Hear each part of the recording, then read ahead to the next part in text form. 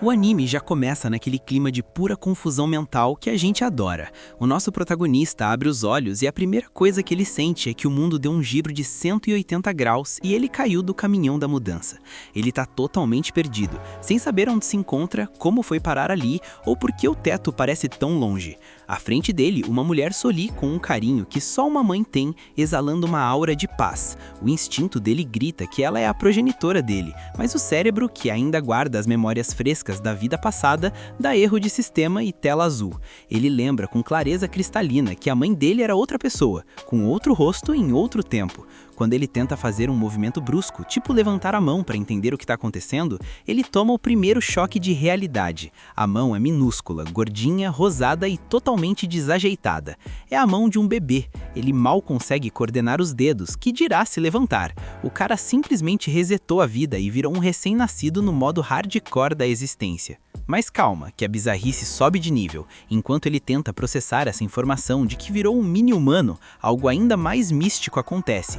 Ele percebe que consegue enxergar as próprias estatísticas, tipo um menu de RPG flutuando bem na frente da sua visão. Ele nota que o nível dele voltou pro 1 e que ele está oficialmente sem nome. Um verdadeiro personagem genérico por enquanto. A mãe dele se vira para um senhor de idade que emana uma autoridade que faria qualquer um tremer a base e o chama de Sua Majestade. O Noah, que de burro não tem nada, já saca o cenário na hora. Beleza, reencarnei na elite da elite. O vovô ali é o imperador.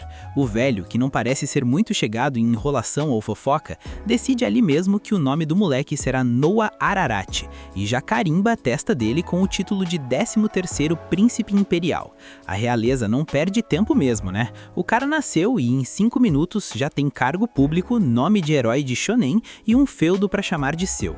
O Noah fica em choque com o título, porque ele sabe o peso político dessa parada. Ser o 13º príncipe significa ser um nobre entre os nobres, o topo da pirâmide social de uma nação inteira.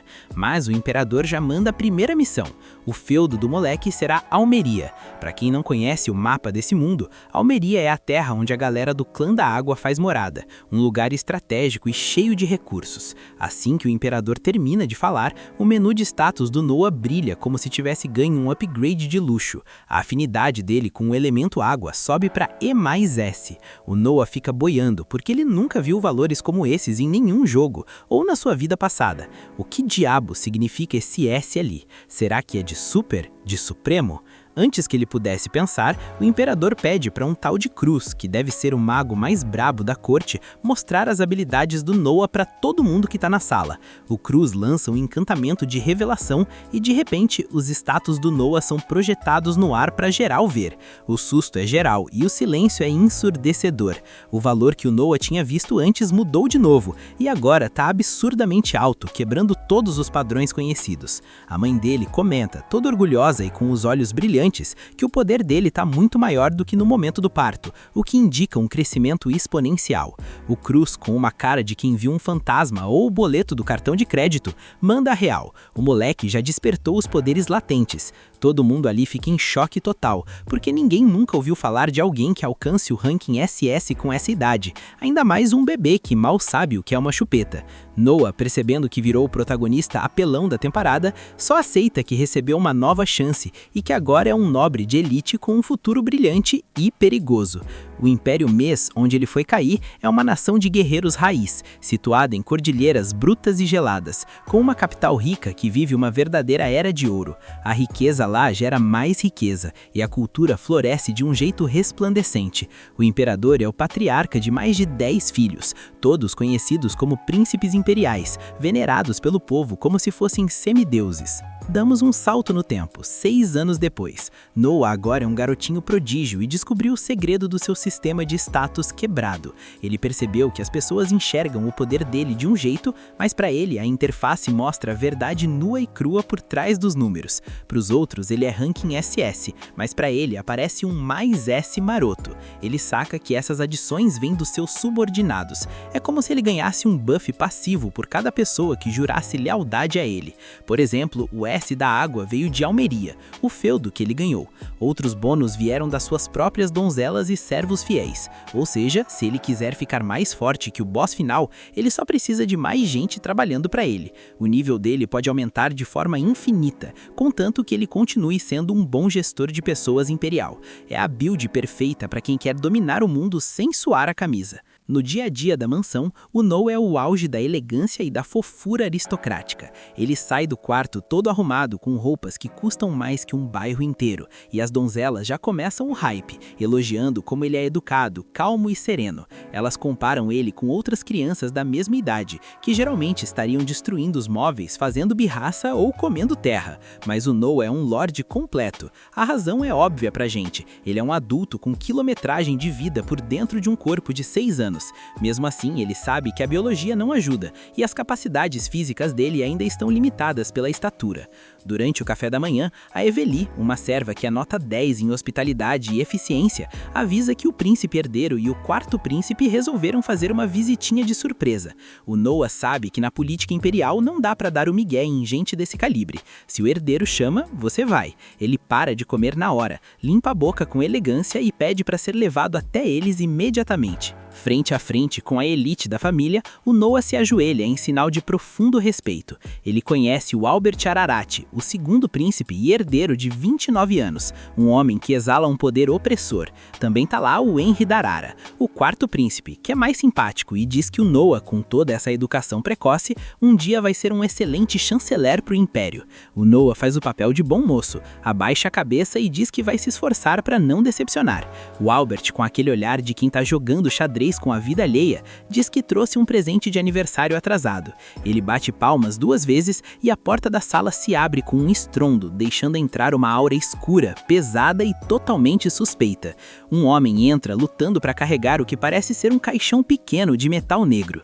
Quando colocam o negócio no chão e o Albert ordena que o abram, o Noah sente o impacto na alma. Começa a ouvir gritos de agonia, lamentos de sofrimento de incontáveis pessoas desesperadas suplicando por salvação. Tudo isso vinha de uma espada que estava lá dentro, repousando como um monstro adormecido.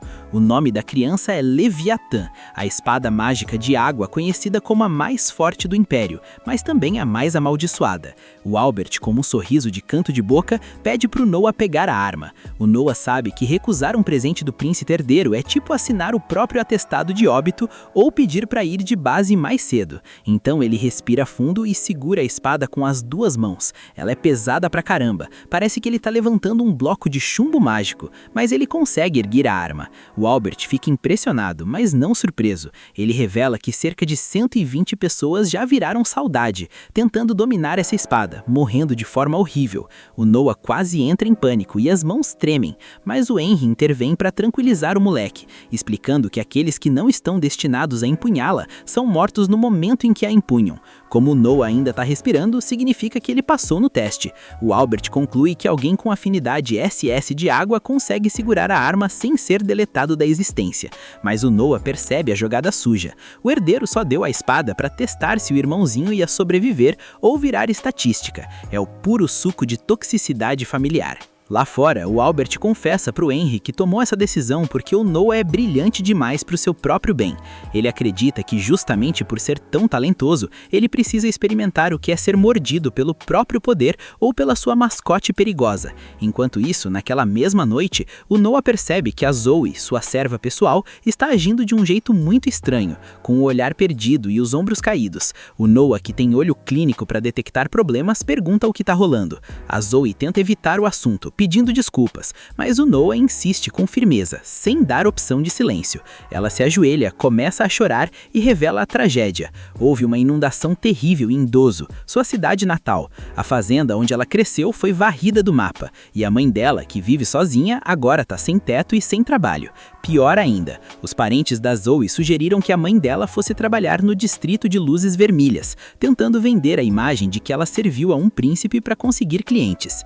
Noah para o discurso dela na mesma hora. Ele não aceita que o nome dele seja associado a esse tipo de coisa e muito menos que uma serva fiel passe por tamanha humilhação. Ele decide ali mesmo, com a autoridade de um lorde, vai contratar a mãe da Zoe para trabalhar na mansão, ocupando o cargo de responsável pelo portão dos fundos, com um salário generoso de 10 rean por mês. Para você ter uma noção da caridade, isso é muito acima do padrão de mercado para um trabalho tão simples. Ele ainda libera uma casa que estava sem uso nas periferias da capital para elas morarem com dignidade. A Zoe entra em colapso de gratidão e chora baldes. O Noah sabe que se ele deixar uma ex-serva dele se vender nas ruas, o título de 13º príncipe não vai valer nada. Ele resolve o problema protegendo sua honra e ajudando quem merece. Mas o instinto de gestor do Noah não para por aí. Ele chama o seu fiel mordomo, o Dylan, e pergunta se ele estava ciente da inundação em Dozo. O Dylan confirma que sim, e o Noah manda a ordem que deixa todo mundo de queixo caído.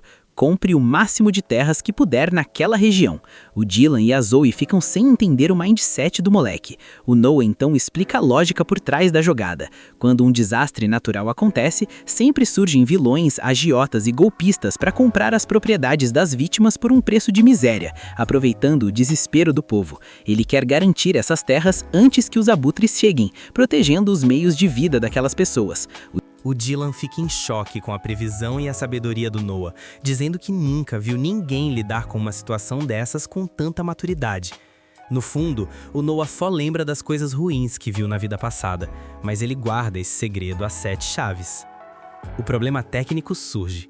O Dylan estima que essa operação vai custar cerca de 700 mil rian. A Zoe quase desmaia com o valor, já que o rendimento anual de um trabalhador comum é de apenas 120 rian. Noah faz as contas de cabeça. Somando os impostos de almeria e os presentes do imperador, ele só tem 500 mil em caixa. Faltam 200 mil. A solução do nosso prota é drástica e perigosa. Ele ordena a venda das terras que ele possui ao sul da capital, terras essas que foram um presente direto do imperador. O Dylan avisa que vender presente de rei sem autorização é um crime contra a família imperial e pode dar um BO gigantesco. Mas o Noah não volta atrás. Ele diz que os nobres têm obrigações morais e que ele está disposto a aceitar a reprimenda do pai se isso trouxer felicidade para o povo. O Dylan, vendo que o moleque tem sangue no olho e um coração de ouro, aceita a missão e agradece sinceramente, revelando que ele também veio daquela região e se sente pessoalmente tocado pela ajuda. Chega o dia da viagem para a inspeção das terras. Enquanto o Noah prepara as malas, o Henry aparece para ver como ele está lidando com a espada Leviatã. Noah se ajoelha diante do quarto príncipe e explica que vai para Dozo. O Henry nota o caixão da espada na carruagem e pergunta se ele planeja usar aquela coisa. Noah admite que sente um poder nela, mas que a espada está quieta por enquanto. O Henry então revela o que descobriu nas suas pesquisas. A Leviatã tem vontade própria e é tipo um cachorro raivoso que só obedece quem ela reconhece como mestre absoluto. Ele avisa, seriamente, se você tentar usar essa arma e ela não te aceitar, você morre no ato. Noah saca que a espada é um desafio de vida ou morte, mas ele não recua. Ele parte para Dozo com seus subordinados e ao chegar lá, vê o cenário de destruição total. A lama tomou conta de tudo. Ele ordena que o Dylan vá direto para o escritório do governo local para comprar as propriedades baseadas nas listas oficiais, já que muitos perderam os documentos físicos na enchente. Noah resolve entrar na zona de desastre disfarçado, acompanhado apenas da Zoe. Ele nota que os tubérculos plantados já começaram a apodrecer na terra encharcada, o que significa que não haverá colheita e a fome vai bater forte. A Zoe tenta impedir o Noah de avançar, dizendo que é perigoso para um príncipe andar naquele lodaçal. Mas o Noah dá um ultimato. Ou você vem comigo agora, ou eu venho sozinho de madrugada. Ela não tem escolha a não ser seguir o patrãozinho. Eles chegam perto de onde o governo está distribuindo comida e resolvem pegar uma ração para inspecionar a qualidade. O resultado é revoltante. A sopa é uma água rala, sem gosto, feita com ingredientes de 5ª categoria e quase estragados. Um idoso local diz que eles têm sorte de ter pelo menos aquilo, mas o Noah ferve de raiva por dentro. Ele acha inaceitável que o Império trate seus súditos dessa maneira. É nesse momento de tensão que aparece o Lord Gary, o oficial do governo local responsável pela distribuição. O cara é a definição de corrupção. Ele olha para aquela lavagem no caldeirão e com um sorriso cínico diz que a comida parece estar excelente. O cozinheiro, que também está no esquema, ri e agradece, dizendo que a parte do leão do Lord Gary já está separada na mansão luxuosa. Noah não aguenta mais ver aquela palhaçada e se aproxima do oficial perguntando na lata se ele está desviando os fundos destinados às vítimas.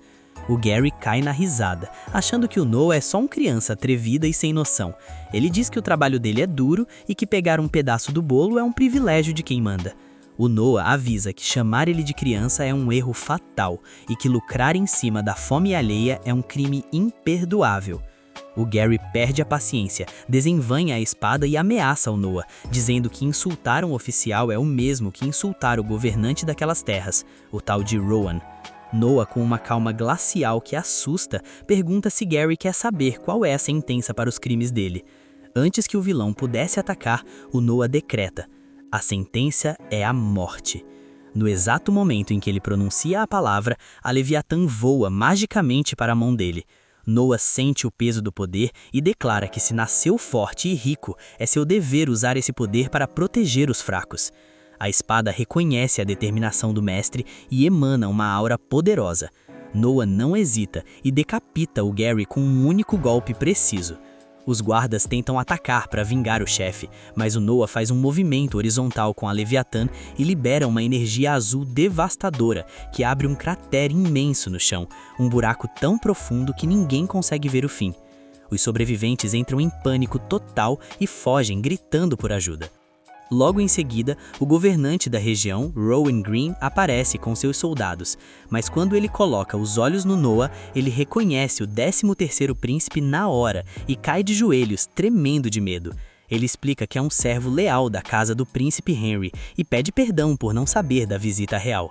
O povo em volta começa a sussurrar em choque, e o Rowan avisa que todos estão na presença da realeza. Em segundos, centenas de pessoas se ajoelham no barro diante do Noah. Nosso prota não perde tempo com protocolos inúteis. Ele ordena que o Rowan limpe a corrupção, confisque os bens dos comparsas do Gary e reinicie a distribuição de alimentos. Mas com um detalhe: eu quero que essa sopa seja tão grossa que a colher fique de pé dentro dela sem cair. O Rowan aceita a ordem como se fosse uma missão divina, e o povo explode em gritos de alegria e vivas ao príncipe. Quando o Noah volta para a capital, o Albert recebe o relatório de que o irmãozinho não só sobreviveu, como domou a espada lendária que matou centenas de outros. Ele começa a ver o Noah como uma peça muito mais valiosa e perigosa no tabuleiro político. O imperador também convoca o Noah para uma conversa particular. O Noah já entra na sala preparado para levar o maior sermão da história por ter vendido as terras que ganhou de presente. Mas, para a surpresa de geral, o imperador agradece ao filho. Ele revela que as ações do Noah idoso evitaram uma crise humanitária se transformar em uma rebelião, poupando recursos do império. O velho ainda pergunta como o Noah descobriu o esquema, e o prota diz que foi coincidência por causa de uma serva. O imperador ri, sabendo que o filho é um gênio, e pede para ver os status dele de novo. Quando Cruz lança o feitiço, o Noah nota que a Leviatã agora aparece como sua subordinada, e sua afinidade com a água subiu para lendário rank SSS. O imperador fica radiante e pede para o Noah continuar usando seus talentos para fortalecer a nação. A história segue com o Noah visitando a parte comercial da cidade, a Rua Hyde, onde ele ouve falar de uma cantora popular chamada Alike. Ele leva a Zoe junto e percebe que ela se tornou uma serva exemplar. Ao ouvir a música da Alike, o Noah fica encantado. Ele percebe que, embora a técnica dela possa melhorar, a alma que ela coloca no canto é algo que o dinheiro não compra. Mas a paz dura pouco. Um grupo de agiotas brutamontes invade o local para cobrar uma dívida antiga do pai da Alike. O líder do bando é um gigante de 2 metros que tenta levar a garota à força para o distrito de luzes vermelhas para quitar o débito. O dono do bar tenta impedir, mas é jogado contra a parede como se fosse nada. Noah se levanta calmamente, caminha até o palco e dá uma aula de direito imperial. Artigo 2º da lei estabelece que filhos não herdam dívidas de pais. Tentar forçar essa cobrança é um crime punível com prisão ou coisa pior. O agiota perde a linha e tenta pegar o Noah pelo pescoço, mas a Leviatã, que agora está escondida sob a forma de uma pequena adaga na manga do Noah, reage instantaneamente e cria uma barreira de energia que joga os bandidos no chão. Noah mostra quem manda e os caras fogem desesperados. O dono do bar fica em choque ao descobrir a identidade do príncipe. Noah elogia a Lick e oferece pagar 25 Rian por mês para que ela possa viver bem, cuidar da mãe doente e focar apenas na sua arte. Ele compra o estabelecimento por 1000 Rian ali mesmo, garantindo que ninguém mais a incomode. A garota chora de felicidade e promete dar o seu melhor. No dia seguinte, a gente já começa vendo Noah sendo preparado pelas empregadas para a visita do governador de Uy, o tal do Dead Marley, que é basicamente o cara mais truta e bem-sucedido dos domínios dele. Aqui o roteiro explica que na família imperial é tradição dropar uns feudos para os príncipes governarem, tipo um tutorial de administração. Os habitantes veneram o príncipe como se fosse um admin único e legítimo do servidor, e o Dead Marley, que nasceu em Armélia, não era exceção. A gente vê o Dead prestando aquele respeito básico ao Noah, mas nosso moleque prodígio já manda ele sentar e ficar à vontade. Essa é a segunda vez que eles se encontram em 1 ano e meio, desde que o Noah virou o dono daquela área. O Noah, direto ao ponto, pergunta como tá o farm no território, lembrando que deixou o cara encarregado de gerenciar as águas de Uy. Mas aí, nosso pequeno percebe que o Dead travou, tipo lag de conexão, e não responde. O Noah, que não é bobo nem nada, deduz que a coisa tá feia. Ele conta pra gente que Uy é uma zona de farm de grãos na curva de um rio gigante, que às vezes resolve alagar tudo. A ideia era estabilizar isso, por isso ele pergunta qual é o BO. O Dead, com aquela amargura de quem perdeu uma ranqueada, responde que ainda não liberaram o orçamento. O Noah acha isso impossível, afinal era um decreto imperial, tá ligado? Mas o Dead interrompe dizendo que o Ministério das Finanças tá metendo o louco e colocando trabas. Sabendo disso, o Noah manda o famoso "siga meus bons". E assim eles chegam no escritório do ministro das Finanças, o Maverick, que tá lá enchendo a pança, tranquilando. O Noah não perde tempo, já manda real sobre a retenção da grana para as águas de Uy. O Maverick diz que tem um grande motivo para isso, mas o Noah já solta o aviso. Se a resposta for "você criança e não entenderia", é melhor nem abrir a boca. Sim, pro tamanho dele, o moleque impõe uma presença absurda. Diante disso, o Maverick responde que, por causa da inundação do ano passado em Uy, Sua Majestade isentou o povo de impostos por 1 ano, e agora o ministério tá cobrando essa economia, entre muitas aspas. O Noah olha pra ele tipo, tá me tirando? E pergunta se ele o toma por otário. Se o imperador permitiu não pagar impostos, é porque não tinha o que arrecadar. Foi um gesto nobre, não um empréstimo. Mas esse gordo inútil do Maverick fala como se a grana existisse. O Noah pressiona de novo, perguntando se ele tá sendo feito de palhaço. O Maverick, suando frio, diz que não é isso, e explica que eles não têm o ouro agora.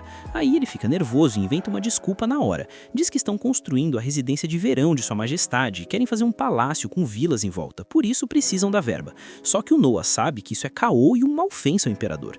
O Noah confronta o cara na hora por negar dinheiro para evitar inundações só para construir um palácio, perguntando se ele quer fazer o pai dele parecer um imperador sem noção, e manda aquela intimidação básica. Quer que eu troque uma ideia sobre isso com o imperador agora?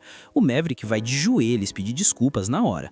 O Noah exige que liberem a grana pra ontem, e o Maverick grita para os subordinados fazerem a transferência. O Dead assistiu tudo de camarote, chocado com como o moleque dobrou o ministro sem nem suar, e admite que sente vergonha por ter recorrido ao título do príncipe, declarando sua total admiração e prometendo voltar pra Uy para tancar as inundações. Lá fora chega um cavaleiro avisando que Sua Majestade quer ver o Noah agora mesmo. Corta para ele se apresentando diante do rei. O pai dele já pede para cortar as formalidades e começa parabenizando pelo que aconteceu com Uy, porque contaram que o Noah amassou o Maverick. Nosso pequeno fica surpreso com a velocidade da fofoca. O rei manda call de que informação é uma arma e ele tem que manter isso sempre afiado. O Noah não entende muito bem, mas diz que só fez o dever dele. O rei avisa que esse dever não é fácil, já que tem muito charlatão e puxa-saco por aí, e poucos conseguem entregar resultado com naturalidade. O pai chega perto, faz um carinho na cabeça do Noah e diz que ele é impressionante para quem só tem 6 anos. Manda ele ficar de pé. Aí ele pergunta se aquela espada ali é a Leviatã, porque parece ter encolhido. Enquanto ele observa, o Noah percebe que a própria casa dele faz parte da rede de inteligência do pai. O rei reconhece o poder do Noah por conseguir controlar a espada. Nosso pequeno lembra daquela vez que quase transformou geral em saudade, mas conseguiu segurar a onda. O pai diz que ele precisa aprender a manusear essa espada logo, por isso o chamou um instrutor. Aqui somos apresentados ao Damien, um nobre mestre espadachim do Império. O rei afirma que não tem ninguém no nível desse cara, então pede pro Noah treinar treinar pesado. O Daemon pede um X1 amistoso ali mesmo, só para avaliar o potencial, não a técnica. O rei aceita de boas e a gente vê os dois frente a frente. O Noah puxa a Leviatã, mas a espada começa a bugar e se agitar. Nosso pequeno entende o recado e parte pro ataque. O Daemon bloqueia fácil, tipo, tente outra vez. O Noah recua e nesse meio tempo, a Leviatã mostra flashbacks dos donos anteriores, e o Noah entende que esses caras eram guerreiros tryhard. Ele se lança de novo contra o Daemon e num movimento rápido consegue desarmar o mestre. Depois disso, o cavaleiro Daemon pede desculpas ao rei, dizendo que não tem nada para ensinar pro príncipe. Ele explica que apesar de ter a força de uma criança, a técnica dele foi suficiente para desarmá-lo, o que prova que ele já manuseia a espada como um mestre e seria insolência tentar ensinar mais. Ouvindo isso, o rei começa a rir e diz que o vosso protagonista é incrível, todo orgulhoso. Por causa disso, ele confia ao Noah a seleção de cavaleiros desse ano. O Noah nem questiona e promete cumprir a missão. Agora rola aquela explicação de lore. A seleção de cavaleiros é um evento gigante anual no Império, onde o caminho da espada é a única forma de subir de elo social. Guerreiros de várias regiões lutam até a morte na capital e os vencedores viram cavaleiros, entrando para a classe alta. O Noah revela que a primeira missão de um cavaleiro é obedecer ao seu examinador. Então, se ele conseguir recrutar um cavaleiro OP, ele fica mais forte. O rei pergunta qual método ele vai usar. O Daemon sugere um Battle Royale ou eliminação direta. O Noah ignora e pede só uma coisa: cancelar as eliminatórias regionais e fazer todo mundo lutar na capital, na frente dele. O rei pergunta por quê, e o Noah explica que o Império é grande demais, ele não consegue vigiar as regionais e seria vacilo perder um talento Tier S por algum motivo besta. O rei autoriza e diz que confia no critério dele. Agora no palácio, o Noah pergunta pra Zoe se tem algum aspirante da aldeia dela pra seleção. A Zoe confirma, já que pra gente como eles é a única chance de upar na vida. Por isso, todo ano manda um candidato. O Noah comenta sobre o plano de trazer todo mundo pra capital. A Zoe acha legal, mas fica meio assim. O Noah pergunta qual é a fita. A Zoe responde que é besteira, mas na aldeia dela só mandam um porque a viagem e a estadia custam uma fortuna. Eles fazem vaquinha e mal dá pra um. Ela explica que o candidato carrega o peso das expectativas da vila toda, então é tensão pura. Diante disso, o Noah toma uma decisão. Como ele quer volume e não quer perder talento por falta de grana, ele vai bancar a viagem e a hospedagem de geral. A Zoe diz que o povo ia ficar felizão, mas avisa que isso custaria rios de dinheiro. Mas aqui o Noah mostra que além de governante é empresário e visionário, ou golpista do bem, porque para não gastar construindo alojamento, ele chama o Dylan para investigar quantas casas vazias tem na capital e manda comprar tudo. E se faltar, aí sim constrói um albergue. Também precisam de comida, então ele pede para contatar os comerciantes de confiança. Enquanto isso, ele vai para a cidade, deixando a Zoe maravilhada com o quão incrível é o patrão dela. Depois disso, vemos o Noah com o Byron. O cara passa um orçamento para a seleção com um preço ridículo, que a gente não vê, mas deve ser alto. Mas o Noah diz que isso deixaria o Byron na falência. Mesmo assim, o Byron não tá preocupado, já que é pedido direto do terceiro príncipe. O Noah saca que ele quer algo em troca, porque nenhum comerciante perde grana por amor. Então pergunta logo o que ele quer. O Byron admira a esperteza do moleque. Ele conta que paralelo à seleção, rola um exame para contratar pessoal no palácio e pergunta que tipo de candidato costuma passar. O Noah deduz o plano. O Byron quer infiltrar uma waifu no palácio para ter acesso rápido a informações. E se o rei curtir a garota e ela virar consorte, o lucro do Byron seria incalculável. O louro fica nervoso e diz que isso é independente, pois já mandou um presente para a residência do Noah. O Noah entende que é um pagamento adiantado e elogia mentalmente a astúcia do cara. Ele aceita, mas com uma condição. A mulher tem que ser interessante para o Noah, assim ele pode interceder por ela. O Byron concorda em buscar uma jovem que agrade. Além disso, ele pede permissão para usar o grasão da casa do Noah no negócio, já que percebeu que não tem aliado melhor. Nosso pequeno aceita que ele vire subordinado, mas avisa: traição é banimento na hora. Já na carruagem, o Noah comenta que com o Byron no time ele ganhou vantagem e pode ficar mais forte. Do nada começa a chover. O Noah nota que o rank dele de água caiu de SS para S e suspeita que deu ruim em Armélia. Ele manda Zoe tocar para o palácio para ver o rei.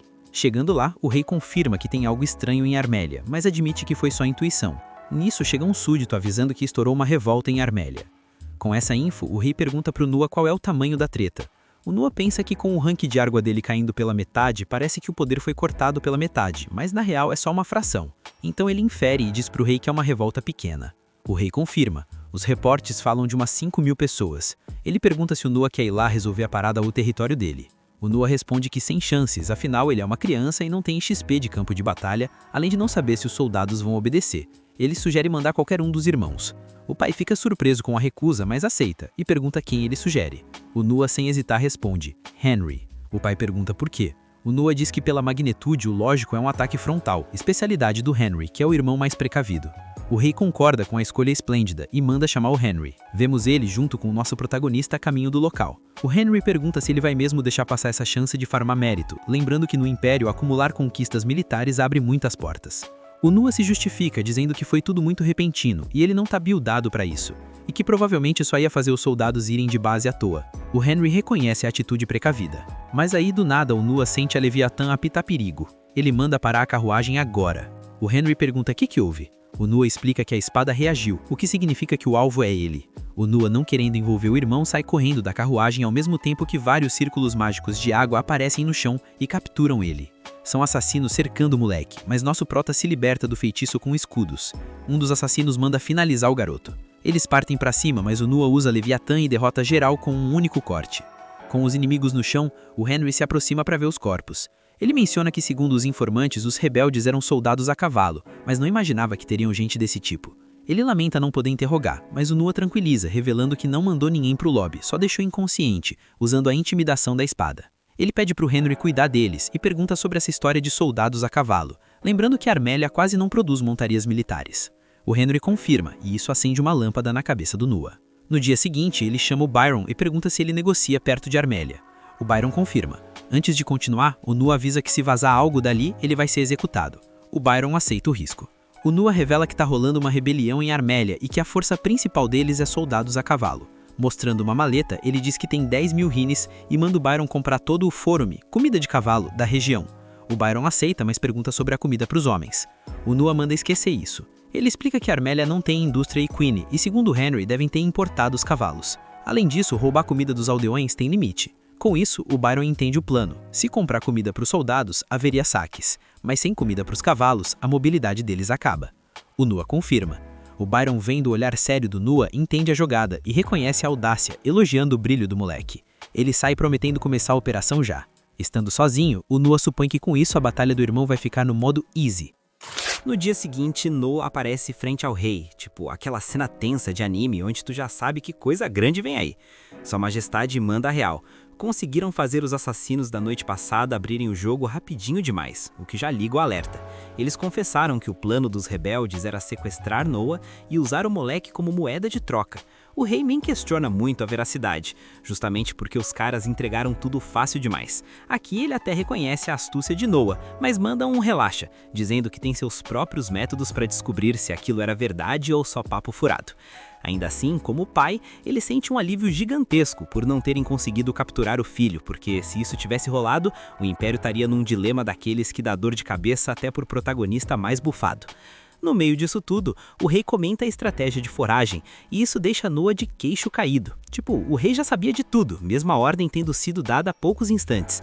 Nosso prota fica em choque. Então o rei explica que, diferente da ordem que Noah deu, qualquer outro comandante teria pensado em isolar os inimigos, cortando totalmente o acesso à comida para fazer os rebeldes morrerem de fome. Inclusive, o príncipe Albert sugeriu exatamente isso, deixar os rebeldes passarem fome como castigo. Só que ele não previu que os caras iam simplesmente saquear os aldeões, então acabou apenas cortando o alimento dos cavalos. O rei reconhece que a atitude de Noah foi digna de admiração, mas ele não aceita os elogios assim tão fácil. O rei então começa a pensar numa recompensa. Depois de refletir, solta a bomba. Vai autorizar Noah a adicionar uma espada ao seu escudo de armas. Nesse momento, o choque é geral. Pra quem não tá ligado, o Império é basicamente um país full guerreiro, e usar uma espada num escudo sem permissão direta do Imperador é crime pesado, coisa que pode até te fazer ir de base oficialmente.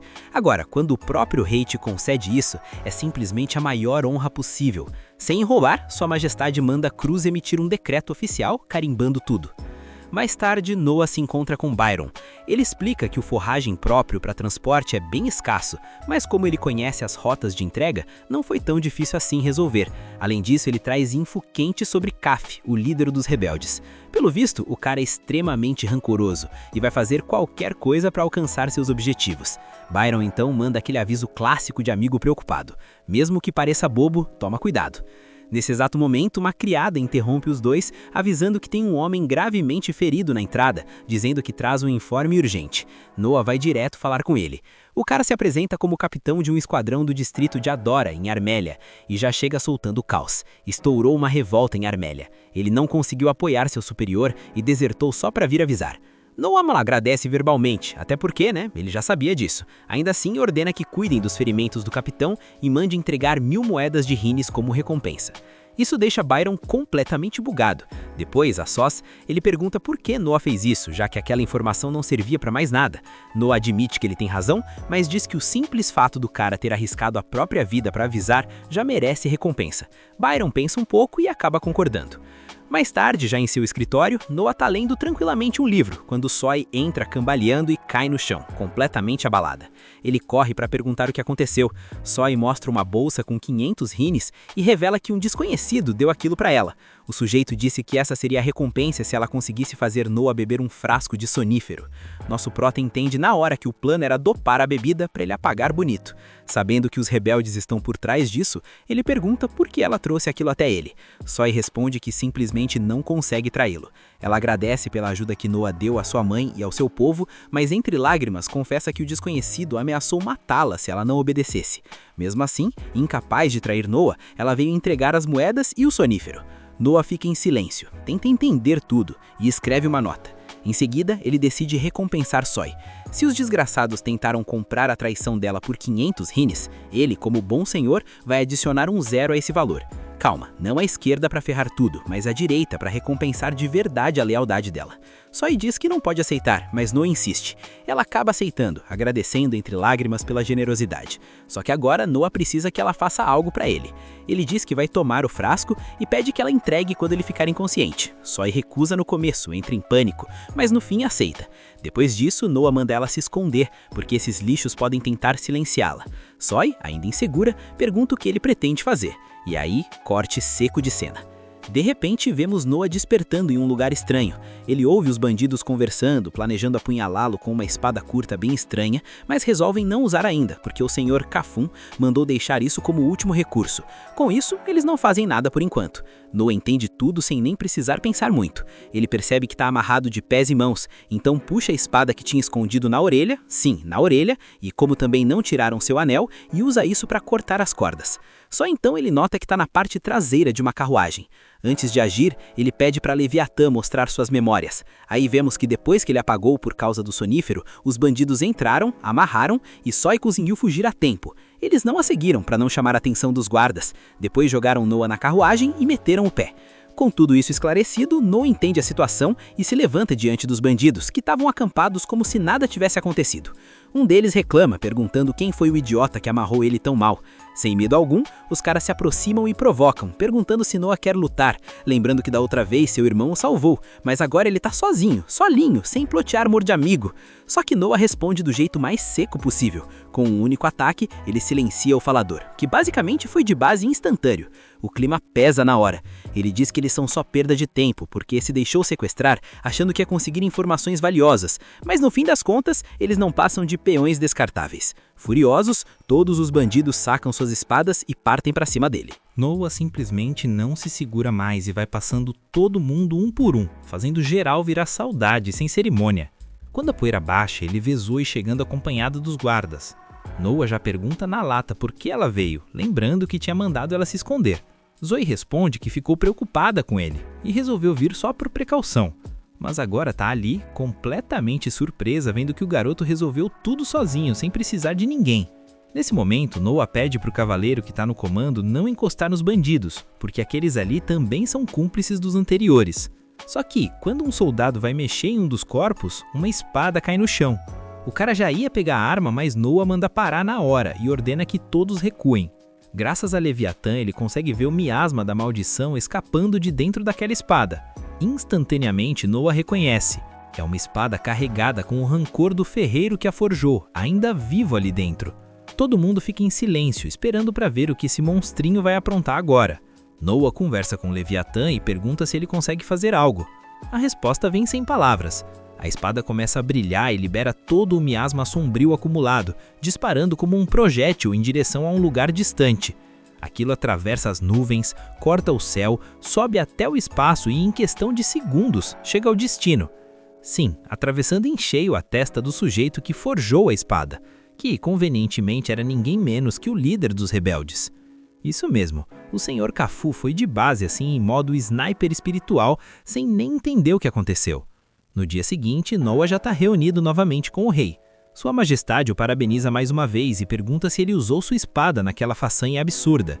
Noa confirma e explica que usou o rancor da espada como sinal, apontando para o dono dela e disparando um ataque de longa distância com Leviatã.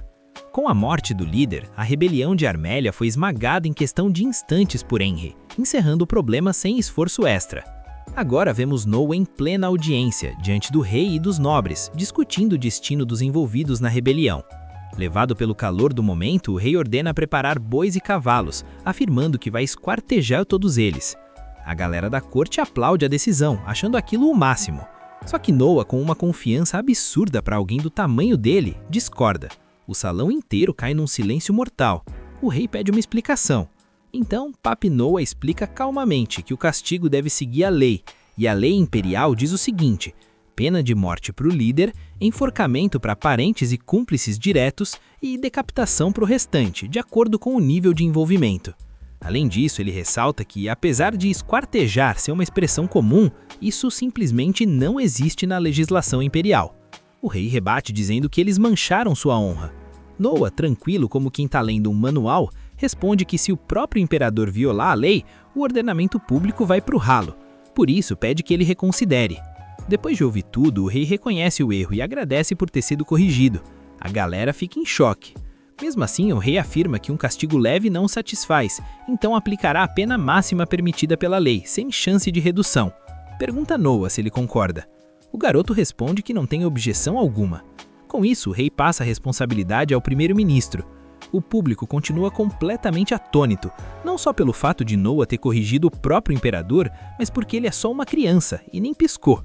Começam a chamá-lo de gênio enviado pelos céus, um prodígio de verdade. O rei então se levanta e agradece a Noa por impedir que ele manchasse seu próprio nome. Como recompensa, anuncia que vai conceder a ele um título. Diz que qualquer um de seus filhos poderia aconselhá-lo, mas estar certo é uma virtude rara. E para que todos conheçam a sabedoria de Noa, concede a ele o título de sábio. A sala inteira fica fascinada. Noa agradece ao pai, dizendo que é uma honra imensa receber esse título.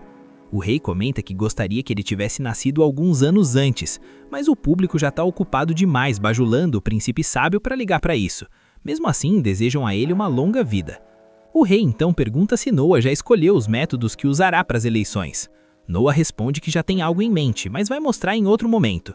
Mais tarde, vemos Noa tomando chá, cercado por 4 ajudantes segurando baldes de água. O rei está na frente dele e pede que joguem a água. Assim que fazem, o anel de Noa ativa e cria uma proteção perfeita, nenhuma gota encosta nele. O rei explica o método de seleção. Ele vai deixar que o ataquem e decidirá com base em quem mais o impressionar. O rei diz que não esperava nada menos dele. Assim, Noa não vai se cansar muito e consegue aguentar toda a seleção, embora exista o risco de alguém quebrar sua defesa.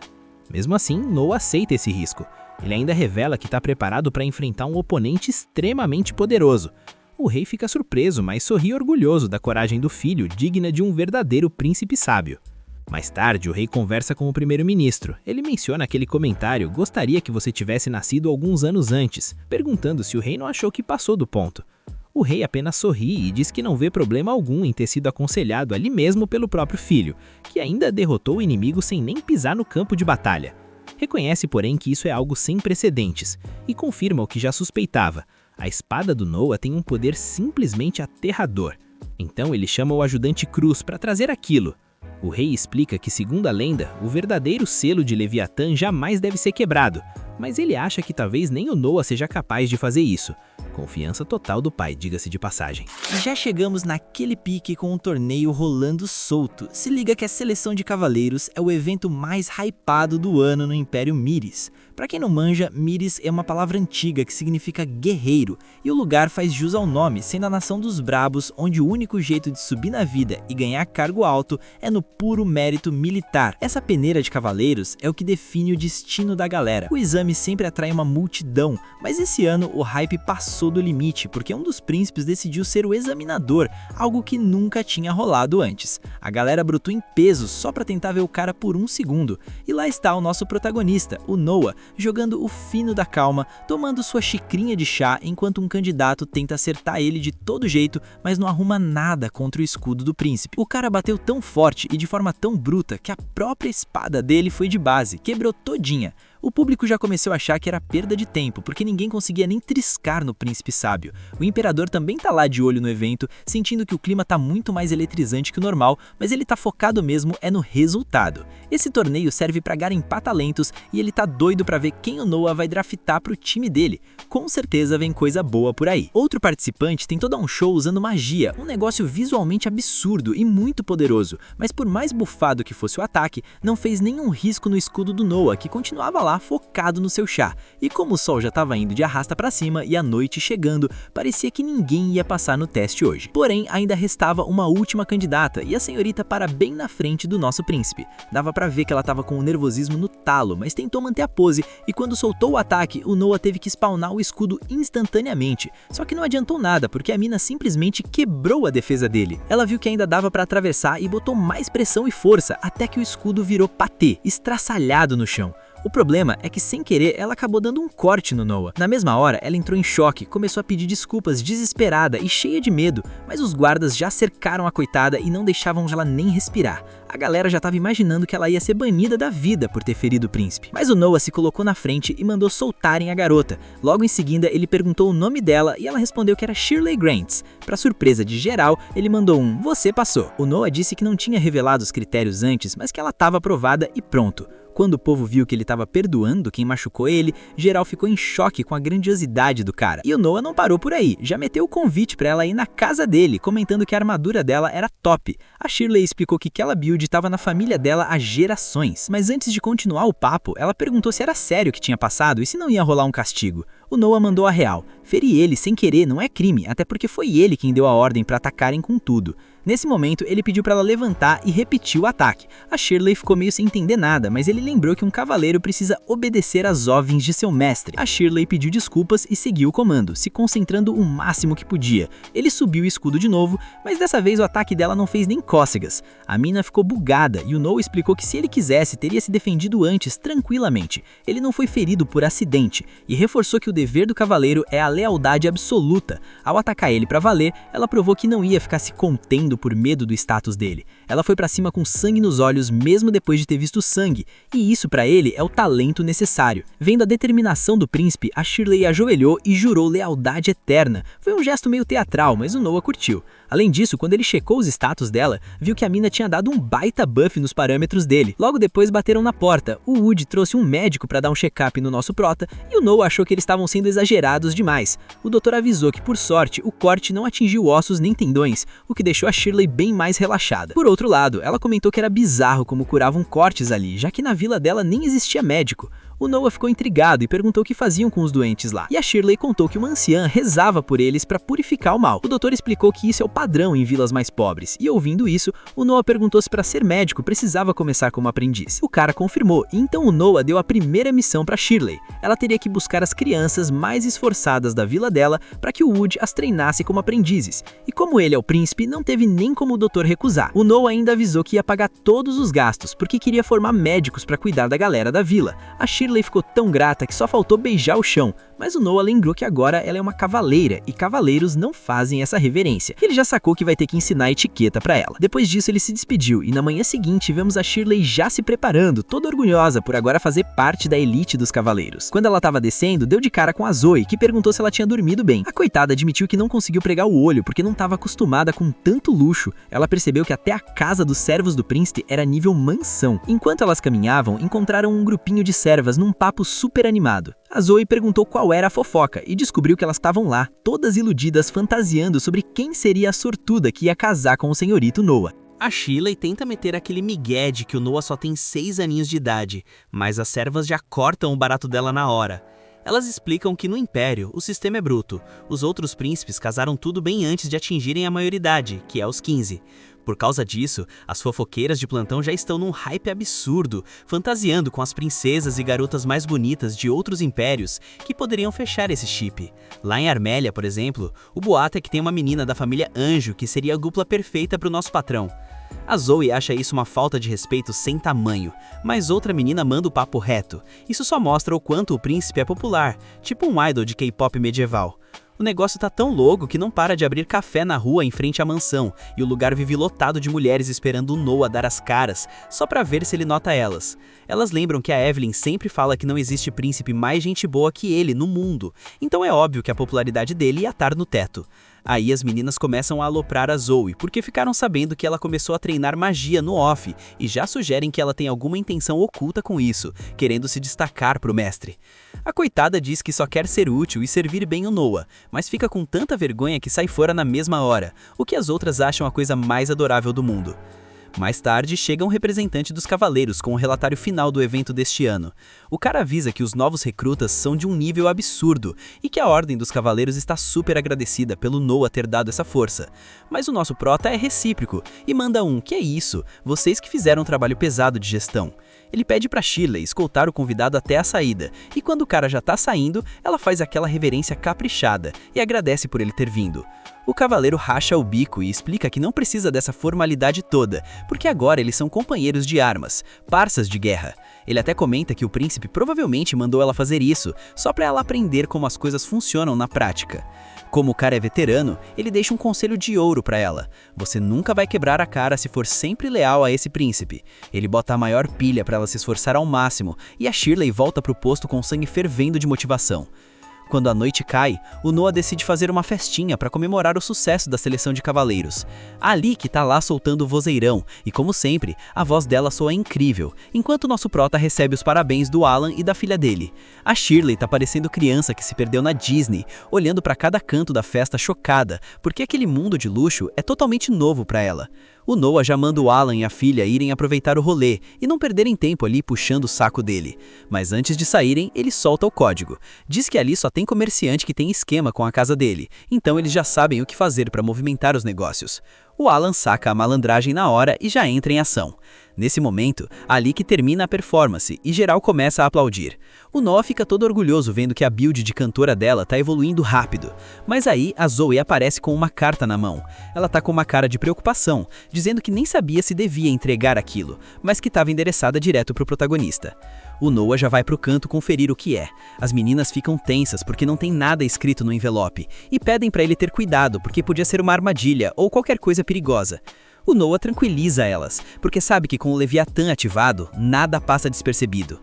Quando ele começa a ler, o semblante dele muda e a preocupação bate forte. Parece que ainda tem uns rebeldes teimosos em Armélia tramando alguma doideira. Os caras não se renderam e o Noah não faz ideia do que eles planejam. Mas ele percebe que quem mandou a carta foi o mesmo soldado da última vez, aquele que avisou da rebelião, e o cara se infiltrou no meio dos inimigos para investigar. A Zoe lembra do cara, dizendo que ele parecia admirar muito o Noah, e o prota confirma. Elas ficam impressionadas que o soldado foi por conta própria fazer esse serviço de espionagem, mas o Noah avisa que isso é perigoso demais. Se passar por espião sem ter treinamento, é pedir para virar saudade se for descoberto. Sabendo que o Henry tá naquela área, o Noah manda um mensageiro urgente para tentar parar o cara o quanto antes.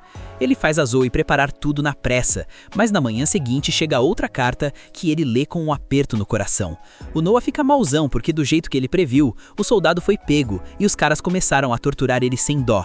Se ele tivesse confessado rápido, teria ido de base logo e parado de sofrer, mas o cara foi tão fiel ao Noah que não abriu o bico por nada, o que fez os rebeldes serem ainda mais brutais na tortura. A unidade do Henry conseguiu fazer o resgate, mas o soldado está inconsciente entre a vida e a morte, e o Noah se sente o culpado direto por isso. A Shirley fala para ele não pensar assim, que ele não tinha o que fazer, mas o Noah manda o papo reto. Se ele tivesse a informação antes, podia ter evitado essa tragédia. Ele lembra do que o pai ensinou, que informação é uma arma, e ele precisa começar a usar isso direito. Ele já manda a Zoe ligar para os contatos em Armélia e avisa que não quer economizar nada, quer os melhores médicos, os remédios mais caros e o que for preciso para não deixar o cara morrer. Por dentro, o Noah reflete que sacrificar uma vida leal por um dado qualquer não vale a pena nunca.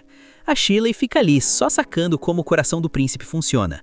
No dia seguinte, ela volta a ser a escolta pessoal dele e tá toda empolgada de novo porque tá vendo coisas que nunca imaginou na vida, mas o Noah pede pra ela focar porque eles estão em horário de serviço. O plano do nosso herói é comprar um presente pro Henry, pra agradecer pela ajuda com a revolta e pela carta. Eles vão numa loja de antiguidades e o dono traz um monte de bugiganga rara e artefatos novos pro Noah avaliar. O Noah olha tudo, mas o olho dele brilha quando vê uma parada que tá coberta por um pano. Ele pergunta o que é aquilo, e o comerciante já puxa o saco, dizendo que o príncipe tem um faro de mestre. Quando tiram a manta, aparece uma estátua de vidro de uma mulher que é a coisa mais linda do mundo. É uma peça única, feita por um artesão lendário chamado Lindsay, um negócio de outro nível. Essa parada de vidro aí é técnica perdida, nível relíquia de evento limitado.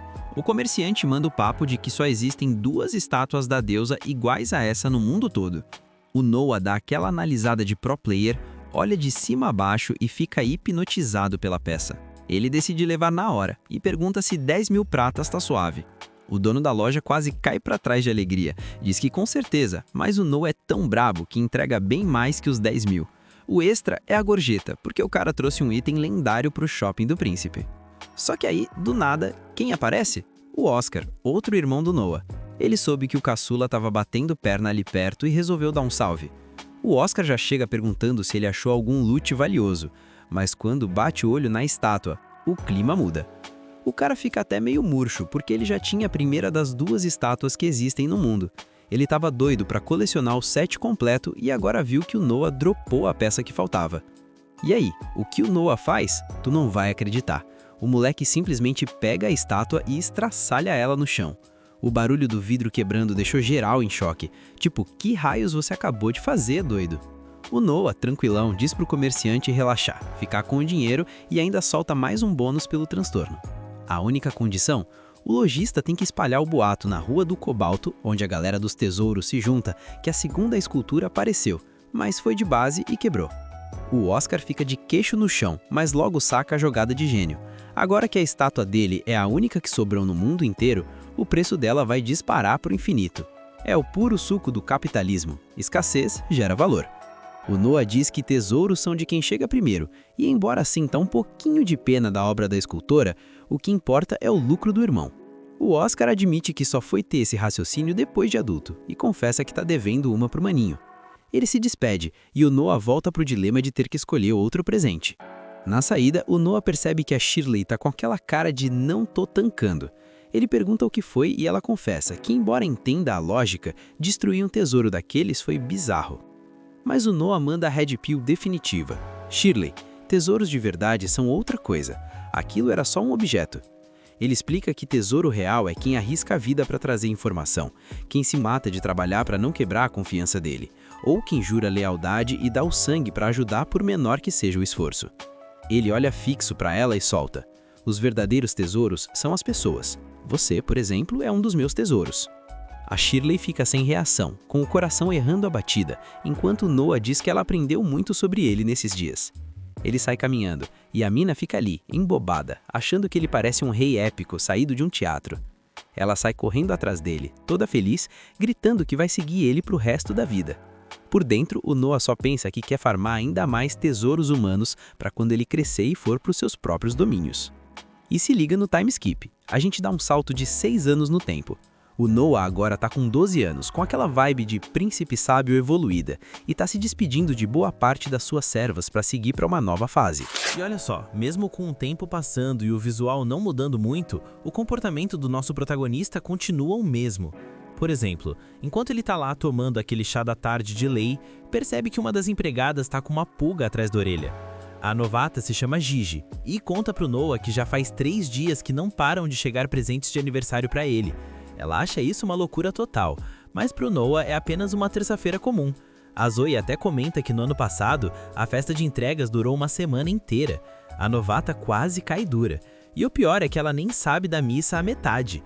Não é só receber, tem que anotar cada detalhe de quem mandou o que consome um tempo absurdo. Mas como a Evelyn tá no comando dessa logística, tudo tá fluindo que é uma beleza.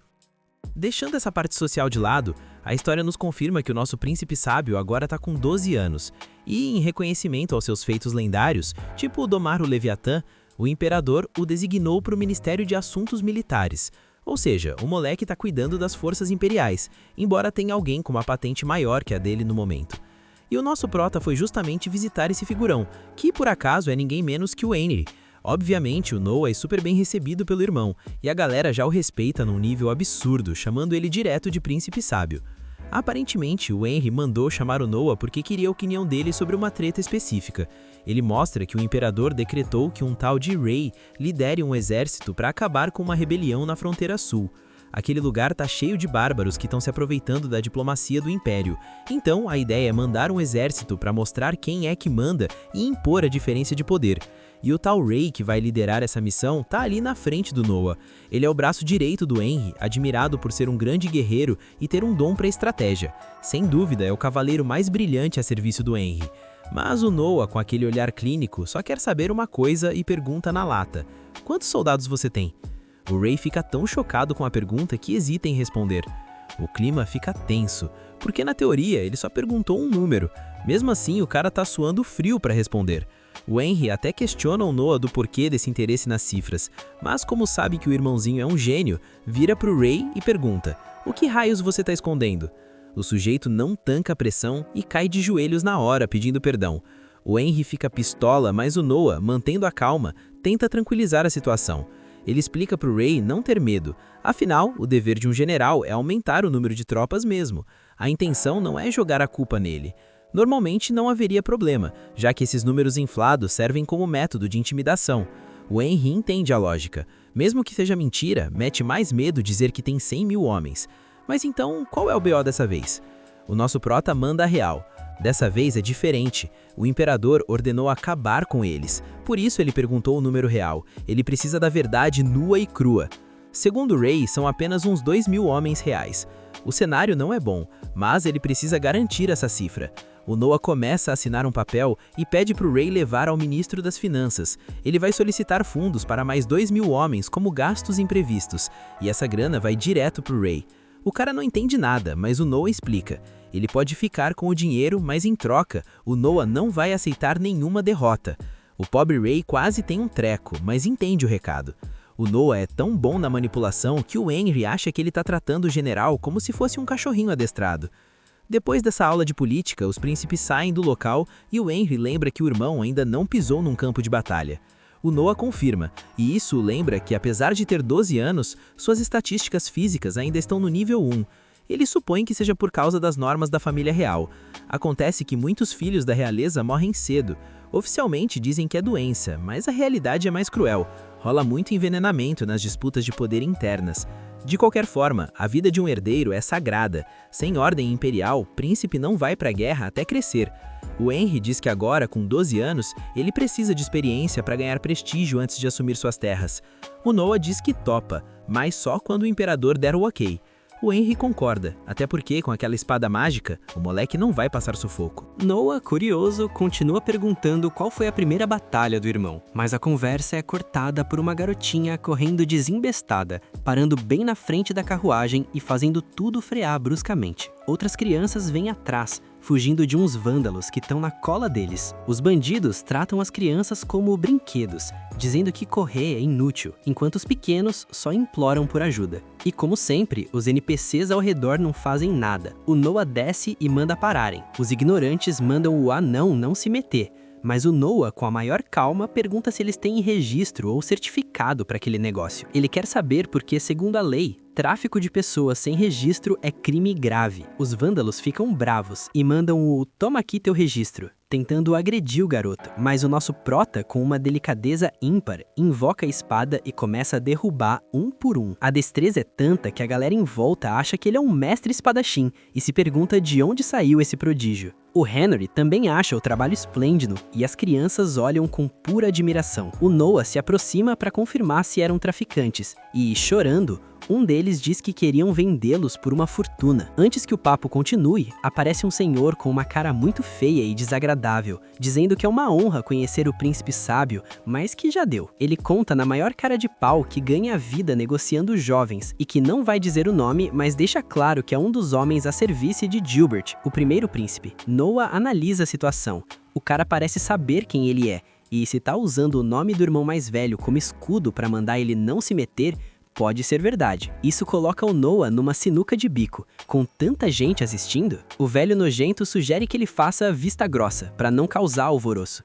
Noah pergunta se o Henry conhece o sujeito, e o irmão diz que não. O velho descarado ia abrir a boca para dizer que é normal não o conhecerem, mas aí a espada Leviatã ativa sozinha. E o sujeito apaga na hora. Aproveitando a deixa, o nosso prota fala pro público: esses caras se passaram por subordinados do primeiro príncipe. Podem enganar quem quiserem, mas não a mim e ao meu irmão. A multidão entende que era o impostor e começa a se perguntar quem é o garoto.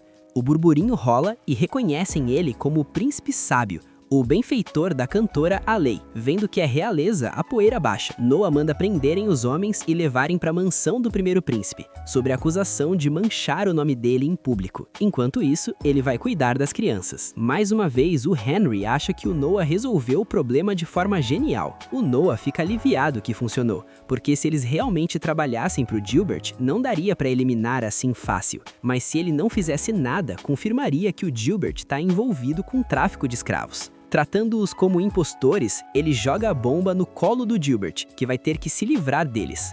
O Henry acha o irmão meio doido, mas muito inteligente. Depois disso, os dois vão comer um filé que parece estar uma delícia. Mas a paz dura pouco. O Dylan chega com uma mensagem do primeiro príncipe. O Henry pergunta o que rolou, e o Noah conta. Gilbert agradeceu por capturarem os impostores. Disse que os interrogou e que estavam usando o nome dele falsamente. A intenção era entregá-los à justiça, mas num momento de descuido, todos tiraram a própria vida. Henry e Noah sacam na hora. Noah fica bolado porque valoriza a vida e sabe que o irmão entende o recado. O Gilbert basicamente fez uma queima de arquivo. Noah fala sem rodeios. É óbvio que o Gilbert estava por trás da rede de tráfico de escravos. Henry concorda, lembrando que o irmão mais velho anda obcecado por comprar lojas e terras. Tudo parece banalidade, mas o Noah teoriza que é falta de opção. O Gilbert é primogênito, mas é filho de uma concubina, então nunca será imperador. Talvez ele busque desabafar a frustração ou achar algo que substitua o trono.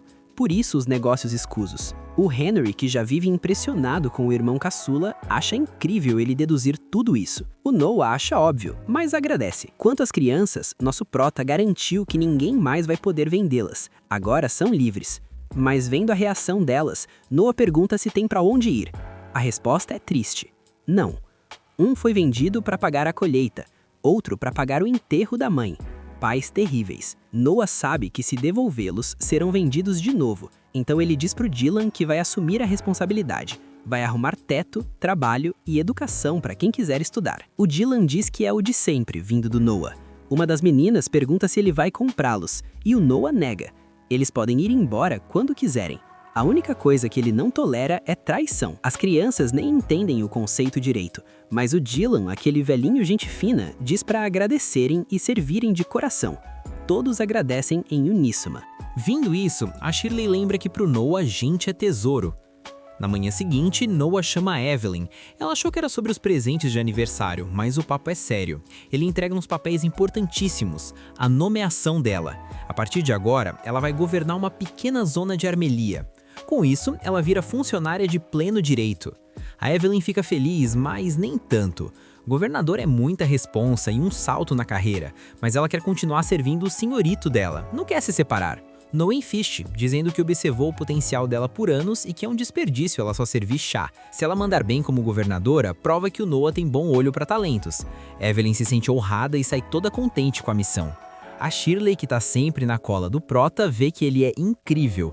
Ela ia comparar ele com o primeiro príncipe, mas o Noah a corta, dizendo que tem coisas que a gente não fala em voz alta.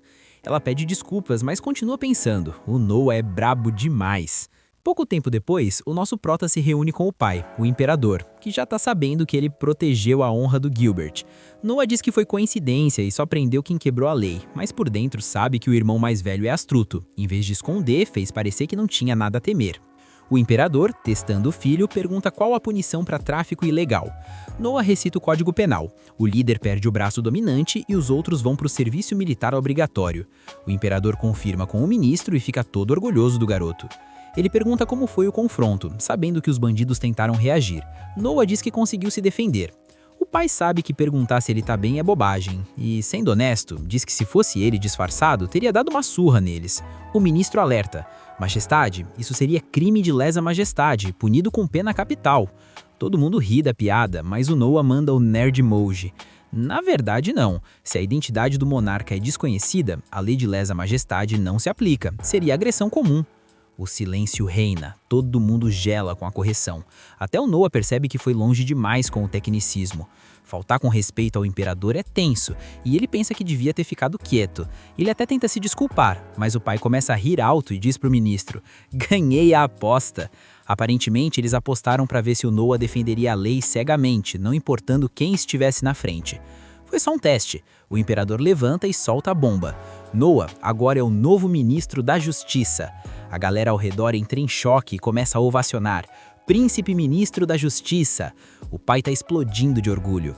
Noah vai visitar a lei pensando que só respondeu o óbvio, mas acabou ganhando um cargo absurdo. Ele não sabe se tem algo mais por trás, mas deixa pra lá quando a lei começa a cantar. A voz dela tá incrível. Enquanto isso, vemos os bastidores. A Evelyn se despedindo da Zoe, Shirley treinando, as crianças comendo bem e o Gilbert, o Gilbert tá espumando de raiva com novos planos malignos.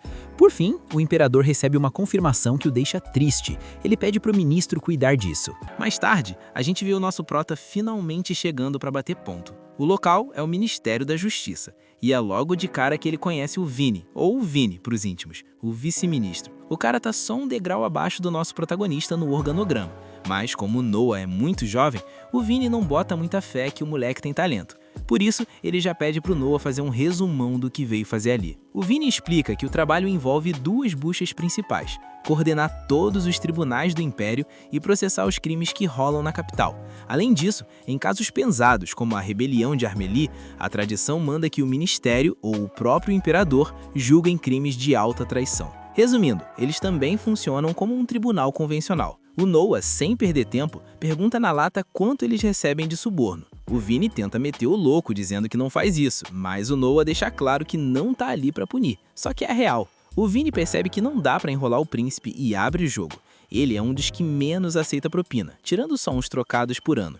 Ele tem princípios, ao contrário dos subordinados que faturam 10 vezes mais. Curioso, o Noah questiona esses princípios, e o Vini explica que nunca aceita grana em caso de homicídio porque o risco de ser pego é alto e vingança de parente é coisa séria.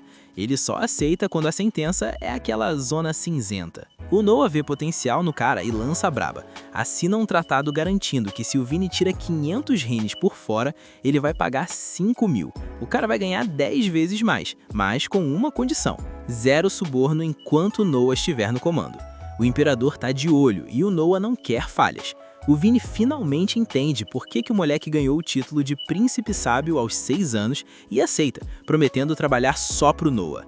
O prota até checa os status do Vini e vê que o cara foi honesto, já que a lealdade mudou na hora. Quando a noite cai, o Noah se reúne com o irmão dele, o Oscar, que preparou uma festinha para comemorar o novo cargo de ministro da Justiça.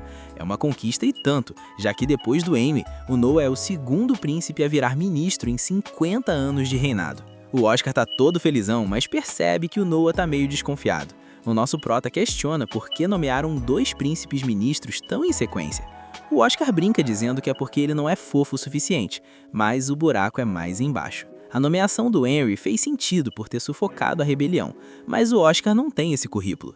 Parece favoritismo, mas o Noah sente cheiro de treta. Ele lembra o Oscar da época em que o Império quase foi de base porque o sucessor era decidido no nascimento, o que criava um bando de príncipe vagabundo focado só na farra. O sistema mudou para evitar isso, dando terras e educação para cada um. A dúvida do Noah é: será que nomear eles como ministros não é um teste para substituir o príncipe herdeiro? O Oscar sente o peso da conversa e percebe a gravidade. Se fosse só carinho do pai, beleza, mas se for para substituir o herdeiro, o clima vai pesar. E para confirmar a teoria, um informante chega avisando que o imperador vai nomear o Noah como ministro das finanças no dia seguinte, ou seja, o treinamento é real. O que vai acontecer com o Albert? Ninguém sabe, mas o Oscar propõe um brinde à intuição afiada do irmão.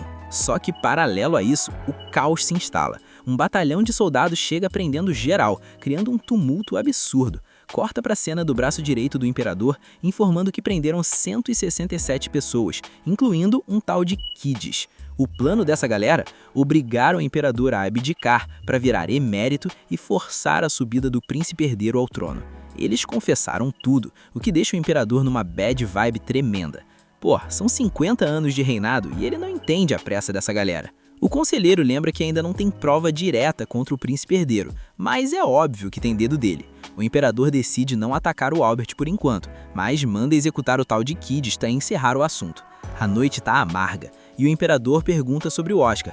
O conselheiro conta que o Oscar já sabia da jogada e que o Noah estava junto, deduzindo tudo. O imperador começa a rir, impressionado com a genialidade do Noah, que está há anos-luz à frente do Gilbert e do Albert. Agora ele precisa decidir quem tem estofo para ser o sucessor: Henry, Oscar ou Noah. O teste começou. No dia seguinte, como ministro da Justiça, o Noah tem a batata quente na mão: ditar as sentenças. O Vini explica que os presos são todos ligados ao Albert, confidentes, ex-tutores, cavaleiros. Qualquer um que olhe de fora vê que é uma insurreição do príncipe herdeiro, ou seja, traição pura. O Vini pergunta o que fazer, tenso, porque se o Albert estiver envolvido, a coisa fica feia. Pela lei imperial, a família real tem desconto na pena, exceto em caso de insurreição. Se um real trama contra o trono, ou sabe da trama e não denuncia, a pena é ser esquartejado. E com tanta gente próxima envolvida, é impossível o Albert não saber de nada. Se o Noah não jogar as cartas certas, o irmão dele vai rodar. E não é por amor fraterno, é porque executar o herdeiro pode abalar as estruturas do império. O Noah pergunta se o pai deu alguma ordem, e o Vini diz que ele mandou seguir a lei à risca. O Noah entende o recado e prepara a sentença. Depois de decidir, ele vai falar com o pai. A sentença é cirúrgica. Só detidos vão pagar o pato. O líder vai ser esquartejado e os cúmplices vão de arrasta para cima, com execução imediata. O imperador encara o filho e saca a jogada. Ao limitar a sentença aos que já estão presos, o Noah blinda o Albert por enquanto, evitando que alguém abra o bico e implique o herdeiro numa traição que destruiria a estabilidade do reino. O Noah seguiu a lei, mas com malandragem política. O pai fica orgulhoso, manda ao Cruz, aquele cara que sempre aparece mas a gente nunca lembra o nome, aumentar o salário do Noah em 1000 rines. O Noah sabe que não é pelo dinheiro, é um sinal de que ele fez o certo em não envolver o irmão ainda. O imperador pede para ele se manter forte, porque espera grandes coisas dele. O Noah volta para o trabalho, mas a paz dura pouco. A Shirley, sua assistente, avisa para ele sair vazado porque tem corpos na entrada. Um guarda moribundo avisa que tem intrusos lá dentro. O Noah tenta pedir reforços, mas percebe que a coisa é coordenada. Ele manda a Shirley trancar tudo. Ninguém entra, ninguém sai, nem se for príncipe. A Shirley obedece e o Noah entra no modo berserk.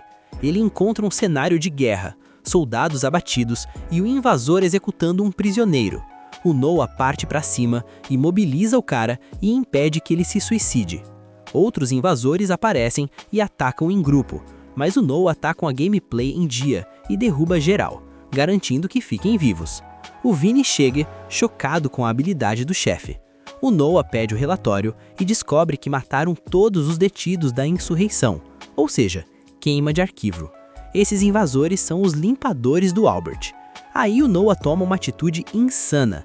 Ele pega a espada e se corta feio. O Vini fica em choque, mas o Noah explica a lógica. 4 homens feriram um príncipe. A pena para isso é morte imediata. Ele criou um pretexto legal para executar os assassinos na hora, sem precisar de julgamento demorado. O Noah é atendido e o Vini, agora entendendo a jogada de mestre, fica admirado e ao mesmo tempo puto com a burrice do Albert em tentar uma jogada tão arriscada. Passa um tempo e o Noah, todo remendado, é chamado pelo imperador. O pai se desculpa, sabendo que o filho está com a barriga aberta e dispensa a reverência. O imperador diz estar envergonhado pelo fracasso da segurança, mas comenta com sarcasmo que os invasores deviam ser monstros para ferir alguém como Noah. Ele sabe que o Noah se auto-sabotou. O Noah responde com filosofia. A força não é só espada, a mente também conta. O pai se derrete de orgulho. Diz que se todos fossem como Noah, a vida seria fácil. Ele leva o filho para caminhar e manda a real. De cada 10 grandes monarcas, 9 mancham a reputação no final. Ele não quer entrar para a história como o velho senil que sofreu o golpe do filho. Ele percebeu que não confia mais no Albert, mas deserdar o cara agora seria um escândalo para o final do seu reinado. O Noah, aproveitando o momento, pede um favor. Como ele, o Henry e o Oscar são novatos, vão cometer erros. Ele sugere criar um cargo acima deles para coordenar tudo, o príncipe primeiro-ministro, e sugere o Albert para o cargo. O imperador fica pistola de início, achando absurdo, mas o Noah explica a malandragem. O Albert já esperou 35 anos. O cargo seria simbólico. O imperador manda em tudo, e os príncipes ministros teriam acesso direto ao rei, podendo pular o Albert se precisarem. Basicamente, é um cargo de enfeite, um placebo para o ego do Albert, para ele não tentar outro golpe, e a história registra tudo bonitinho. O imperador acha a ideia genial, resolve o conflito, acalma o herdeiro e protege o legado. Ele aprova na hora. O imperador, emocionado, diz que o filho deveria ter nascido antes. O Noah fica feliz, vendo que o pai é um governante de respeito, que merece um final digno nos livros de história. Como recompensa, o imperador diz que dinheiro é pouco e leva o Noah para a Câmara do Tesouro. O lugar é meio assustador, mas cheio de coisa rara. O imperador diz para o Noah escolher o que quiser. O nosso protagonista usa a Leviatã como radar de lute, que aponta para uma caixinha pequena.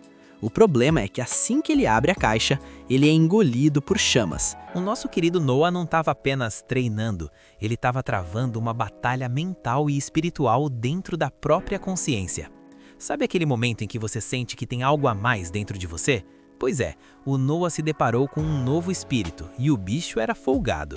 Não era um fantasminha qualquer, era uma entidade com consciência própria, muita marra e uma vontade absurda de dominar o corpo do nosso protagonista. O cara tentou crescer para cima do Noah, mas ele esqueceu de um detalhe: o Noah não é qualquer um. Ele olhou para o espírito, que exalava uma aura de fogo absurda, e percebeu na hora que ele era um irmão de alma do Leviatã. Tinha a mesma pegada de poder antigo. Só que o Noah, com aquela calma de quem sabe que é o dono do servidor, mandou a real. Parceiro, você tá na minha casa, sob as minhas regras. Se você quer mandar, escolheu o hospedeiro errado. O Noah sacou a espada mental e, numa cena que parecia saída direto de um anime de elite, capturou o espírito como se estivesse jogando uma pokebola mística, sem chance pro azar. O fogo que estava consumindo o corpo dele baixou na hora, e um novo anel, brilhando com um tom avermelhado sinistro, apareceu no dedo dele. A ficha caiu. Agora ele tinha o atributo fogo liberado nas estatísticas. É o famoso upgrade que todo mundo quer, mas poucos aguentam o calor. O rei, que estava ali perto, só observando o filho entrar em combustão espontânea, chegou correndo para ver se o Noah ainda tinha sobrancelhas. Quando ele viu que o moleque não só estava inteiro, como tinha domado a arma em segundos, ele quase não acreditou. O Cru, que estava ali no suporte, ficou em choque com a rapidez. Mas o rei, que já conhece a peça, mandou aquela. É o Noah, né? Eu não esperava nada menos que a perfeição. O Noah, com aquele sorrisinho de lado, explicou que o nome da criança era Rutila. Ele sentiu que o poder daquele ser era considerável e que precisava de um teste de verdade. Sabe como é jovem, né? Ganhou brinquedo novo, quer logo ver se funciona. O pai dele, que não é bobo nem nada, sugeriu que eles fossem para um campo aberto, um terreno onde o Noah pudesse causar um estrago sem derrubar o castelo inteiro. Chegando lá, o Noah fez algo que deixou todo mundo com o coração na boca. Ele invocou o poder da Rutila, mas em vez de disparar uma bola de fogo numa árvore, ele usou o poder para golpear a si mesmo. Sim, o cara é doido. O pai dele deu um grito, mas o Noah, na maior tranquilidade, explicou o plano. Ele estava usando o Leviatã como um escudo interno, um tipo de cooler místico para conter o calor da Rutila. Ele percebeu que o Leviatã ainda era um pouco mais forte, mas que a Rutila chegava perto. Foi uma aula de gerenciamento de energia. O rei ficou tão impressionado com a habilidade técnica e a coragem do filho que oficializou a posse da arma. O Noah agora era o mestre das chamas e das águas. Mas como nem tudo é pancadaria e upgrade, a história vira a chave para o lado político, e é aqui que o bicho pega. No vasto império de Myris, ser o imperador não é só usar coroa e dar ordem. O cara trabalha mais que estagiário em dia de entrega. Ele dita a lei, cuida da grana, faz diplomacia, resolve briga de vizinho e ainda tem que cuidar das fofocas da família imperial. E foi nessa que o Noah entrou numa conversa séria. O irmão mais novo do imperador, o tal Bray Mararat, trouxe um problemão. O filho dele, sobrinho do rei, se passou na bebida e acabou tirando a vida de um homem numa briga. O cara era um baderneira de primeira, e o crime foi pesado. O pai, sentindo aquela culpa de quem não educou direito, ofereceu uma multa voluntária de 30 mil rines. O imperador, vendo as arcas vazias, ficou tentado. Ele perguntou para o Noah: "E aí, meu filho sábio, o que a gente faz? O cara quer pagar para se sentir melhor e a gente tá precisando de grana para segurar rebelião e catástrofe." O Noah respirou fundo e deu uma aula de direito que deixaria qualquer juiz no chinelo. Ele mandou o papo reto: "Pai, escuta aqui. Se a gente aceita esse dinheiro, a gente tá dizendo pro mundo que a lei tem preço. Um pai não pode pagar pelos crimes do filho e a justiça não pode ser vendida. Se a gente criar esse precedente, o povo vai achar que quem tem dinheiro pode fazer o que quiser e depois é só assinar um cheque. Isso destrói o império por dentro." O imperador tentou argumentar que o dinheiro era necessário, mas o Noah foi firme. "A falta de fundo é um problema sério, mas a gente tem que resolver de forma legítima. Não dá para vender a moral do trono por 30 mil rines." O imperador ficou em silêncio por um tempo, processando a sabedoria do moleque. Ele percebeu que o Noah tinha razão. Em vez de ficar bravo, ele foi orgulhoso. Ele pegou um papel, assinou com toda a pompa e anunciou: "Noah, pela sua sabedoria, eu te nomeio oficialmente meu conselheiro em chefe." Era um cargo honorífico, mas com um peso gigante. E o Noah, que já estava com a mente de tubarão ligada, já lançou a contraproposta na hora. Já que a gente precisa de dinheiro, vamos vender status. Não, perdão. Vamos criar títulos de cavaleiro honorário. Quem doar 1000 rines para o Império ganha o título. Não dá poder nenhum, não dá terra, não dá nada. Só o prestígio de ser reconhecido pelo imperador. O ser humano é vaidoso, pai. Quando o cara tem dinheiro sobrando, ele quer honra. Vamos dar a honra que eles querem e pegar o dinheiro que a gente precisa." O imperador quase caiu da cadeira. Era uma ideia brilhante. Ele mandou chamar o secretário na hora para organizar o feirão de títulos. Depois dessa aula de economia, o Noah deu aquela desculpa de que tinha trabalho no ministério só para sair de fininho. Ele não queria se meter na treta do irmão, porque sabia que cada um tem seu tempo e seu espaço. O pai dele só olhava de longe, admirando como o filho era maduro para a idade. Saindo do castelo, o Noah viu uma multidão em volta do buraco que ele tinha feito com o Leviatã antes. O Cis, um dos servos, contou que o pessoal estava tão curioso que tinha gente caindo lá dentro tentando investigar o poder do príncipe. O Noah deu risada e deu um trocado para o Cis cuidar dos feridos, mas avisou: "Não vai gastar tudo em bala, hein?" Em casa, o Noah resolveu que era hora de mais experimentos. Ele queria ver o pau quebrar entre a Rutila e o Leviatã para aprender as técnicas de luta deles. Ele invocou os dois e ficou ali, de camarote, assistindo a luta épica.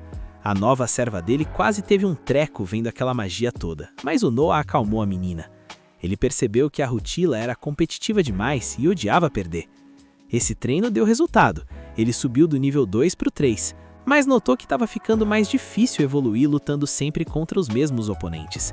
Ele pensou: "Preciso de mais ferramentas mágicas. Quero montar um exército de espíritos e fazer todos brigarem entre si enquanto eu fico aqui só ganhando XP." O cara é um estrategista nato, não tem como. Nesse momento, o Henry apareceu com uma caixa.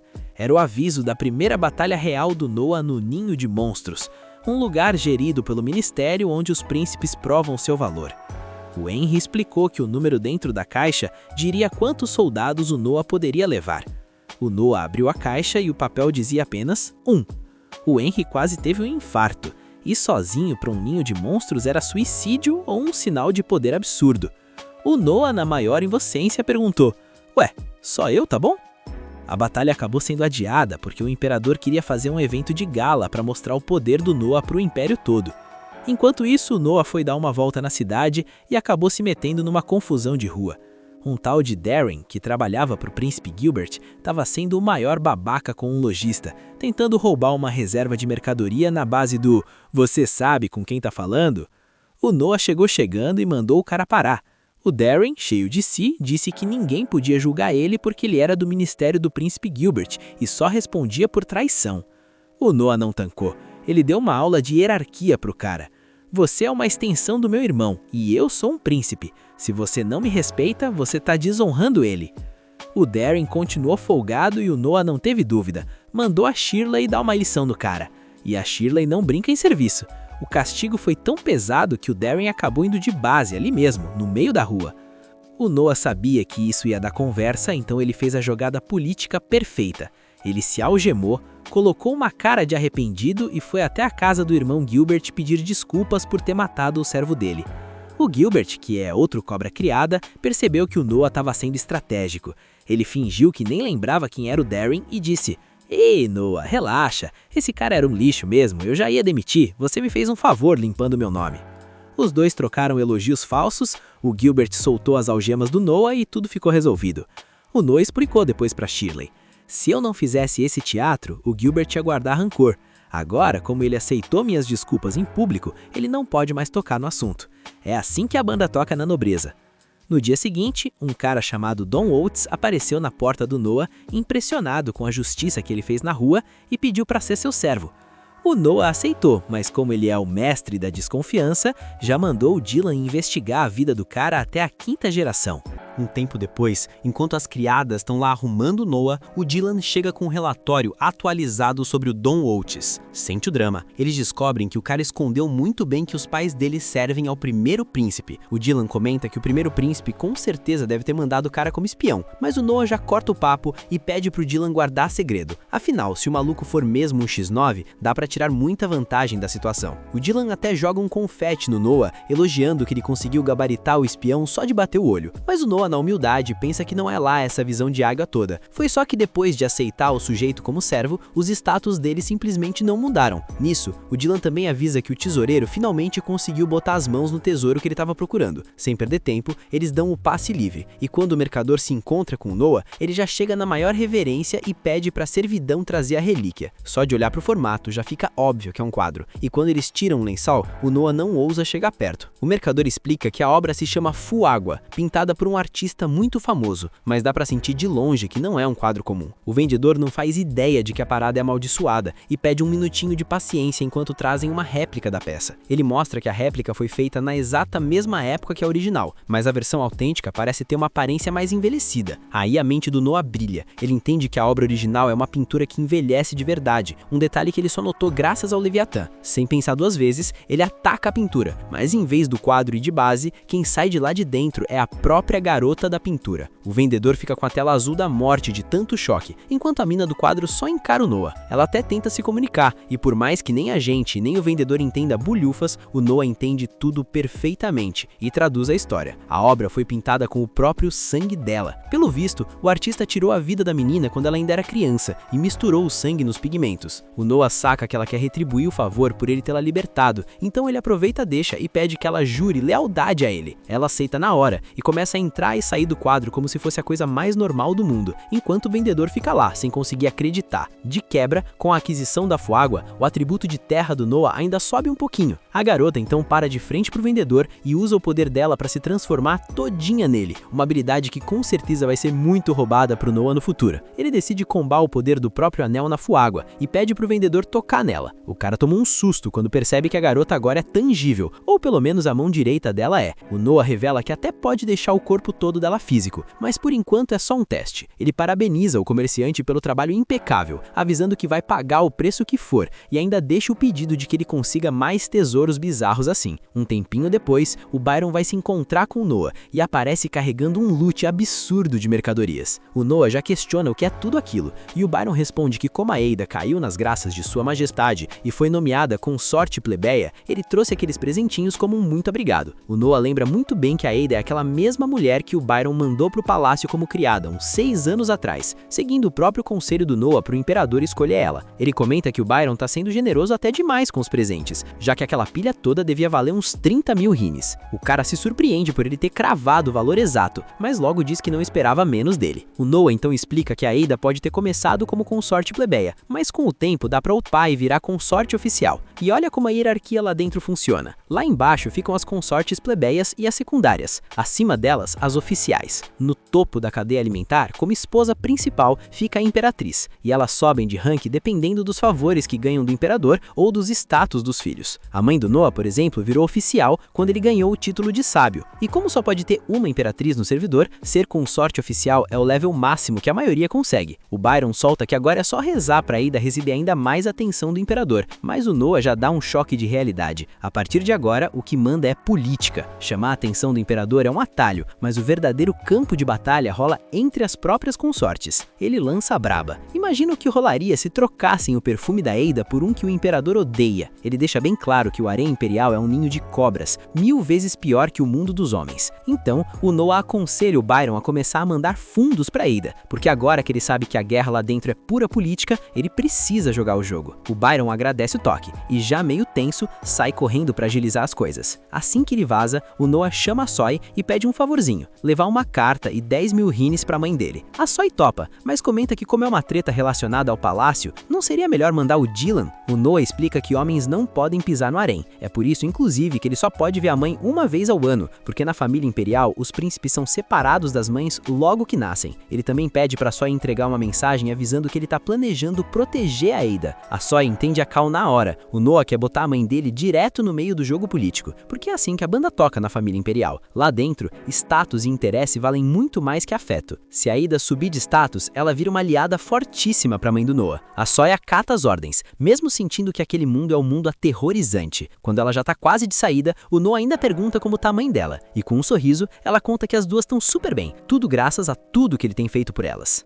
No dia seguinte, a gente vê o Oates acordando todo desnorteado, sem saber onde foi parar. O Noah já tá ali do lado dele e dá o aviso pra ele não se mexer muito, porque o cara quase bateu as botas. O Oates não lembra de nada, mas o Noah faz o favor de refrescar a memória dele. Logo depois de avisar pro chefe que tinha silenciado a testemunha, o próprio contato dele meteu a faca nele. Resumindo, como ele falhou na missão de espião, os caras simplesmente deletaram ele do esquema. O Noah revela que já tinha botado uma vigilância em cima dele, justamente imaginando que isso podia rolar, embora no fundo ele não achasse que os caras iam ser tão extremos. O Oates fica chocado ao ver que o Noah conseguiu prever até que ele seria descartado. Como dizem por aí, a perspicácia do Noah é assustadora. O Oates dá um sorriso triste e lamenta a própria sorte, pensando que se em vez de ser um espião, ele estivesse do lado do Noah desde o começo, talvez o fim da história fosse outro. Aí o Noah joga a isca, diz que ele ainda pode estar do lado dele a partir de agora,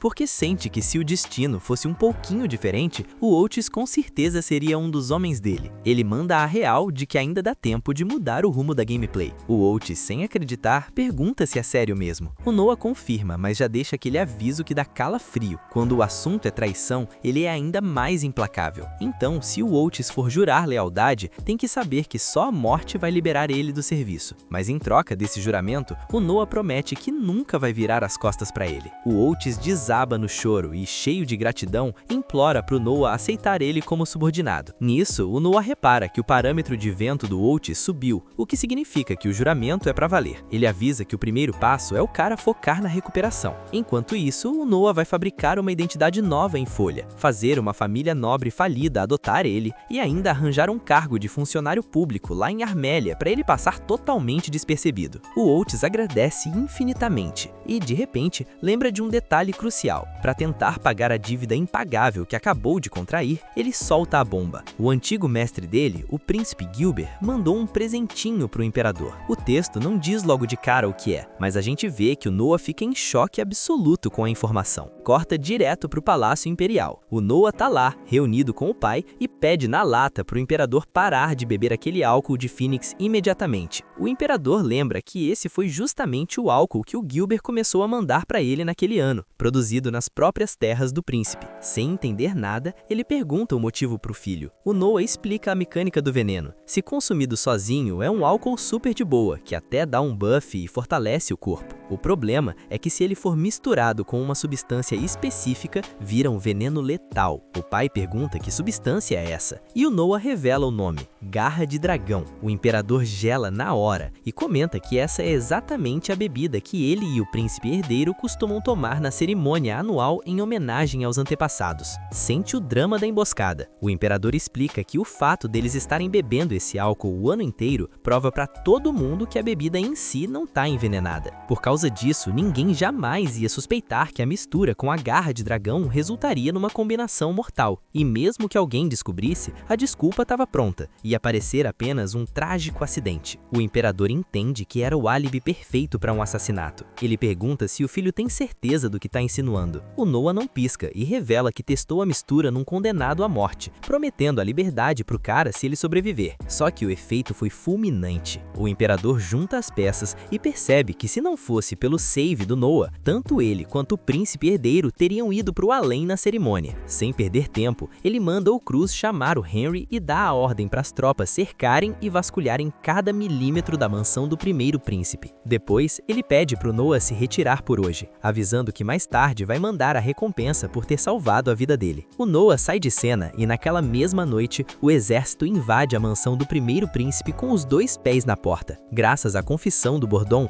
as tropas encontram todas as provas que faltavam, revelando que os caras estavam usando escravos ilegais como cobaias para os testes de veneno. Graças à intervenção do Noah, os planos do Gilbert foram totalmente nervados. Mesmo assim, o Noah ficou com a pulga atrás da orelha. A rede de informações do imperador nunca tinha falhado antes. Então, por que raios, logo dessa vez, o imperador não sabia de nada? Num estalo, a ficha cai. O imperador já sabia de tudo. O próprio pai dele se aproxima e confessa que o Noah é realmente incrível. Ele abre o jogo, sabia de tudo desde o começo e já tinha parado de beber aquele álcool há muito tempo. Ele é imperador há anos e o que não falta é gente querendo roubar a cadeira dele. Mas pelo que ele pôde notar, o Noah não é um desses. O Noah confirma que não tem interesse na coroa. Satisfeito, o imperador nomeia ele de vice-ministro de assuntos militares, acumulando o cargo de ministro da justiça. E não para por aí, ele também dá pro Noah o título de comandante do primeiro exército, a famosa guarda real. O Noah aceita os títulos, mas por dentro fica pensando, que diabos tudo isso significa? O imperador finaliza com um sorriso de quem sabe muito bem o que tá fazendo, dizendo que não tem a menor intenção de cair tão fácil e que ser derrotado pelo próprio filho faria dele a grande piada das gerações futuras. Esse foi o final do episódio. Se você chegou até aqui, comenta Yokai, que eu vou dar um coração em todo mundo que comentar para eu saber quem é a elite que acompanha o canal. Se inscreve e ativa o sininho, porque o que vem por aí vai explodir sua cabeça. E ó, não sai daqui sem ver esse vídeo que tá aparecendo agora na tela. A treta lá consegue ser ainda pior que essa que você acabou de ver. Sem mais delongas, o Rebobina se despede e até a próxima!